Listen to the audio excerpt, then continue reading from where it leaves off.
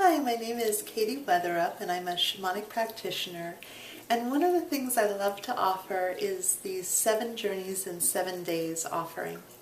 And so I did a journey today to ask the guides, what would you like to support us in? What would you like to provide? What would be really relevant?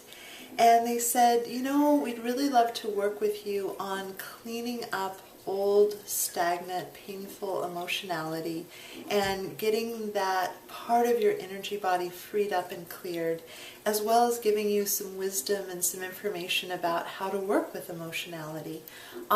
In general, we're in a culture that doesn't deal with emotionality very well. We tend to suppress and numb and distract. And the upshot is a lot of us are carrying around these sort of like, I think of them as like big pots of painful emotions, anger or lack of forgiveness or hurt. And when something triggers it, when we get a button pushed, it's like the lid flies off, or if we get overwhelmed and too tired to hold it on, and all of a sudden, whoosh, we're swamped with a really disproportional reaction. And as you probably know, whenever you have a disproportional reaction to the stimulus of anger or sadness in a relationship or a situation, it often creates a certain amount of havoc. There's an overhead, and it sort of reinforces our idea that, this emotionality stuff isn't good.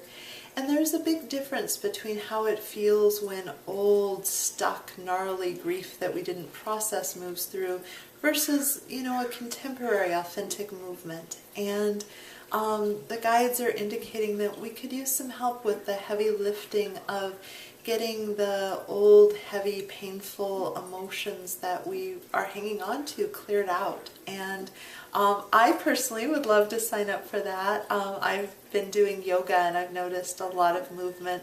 So being free of using my energy body to hold old pain and being able to react in the moment, except in very, very extreme cases, if we're reacting to something at more than a 5 or 6 medium level, that's about history rather than about the present moment. And so, and it ties up our life force energy. There's nothing that we can do with our vision and vitality and passion and all our magic if it's committed to being a placeholder.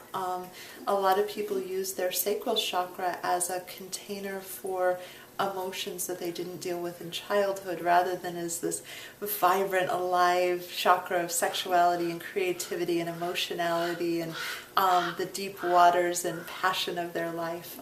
So if this sounds like something that would really support you, I hope you'll consider joining me. I find that these group experiences, by having all these people come together to receive at the same time, end up being really powerful. There's a lot of availability of the support of the guides that moves in really dynamic ways. And it's kind of nice to have this work moved on your behalf, where you don't have to go through it all on your own, that you can get these energetic interventions. So we're working, the guides will undoubtedly have many, many words of wisdom. So there are all these recordings where they say, tell them this about this concept. So there's a lot of messages and information, but there's also a lot of energetic intervention where they just move the energy on our behalf. So thank you so much for listening. My name is Katie Weatherup. You can learn more about me and my work at my website, which is handsoverheart.com, and I hope you'll consider joining me.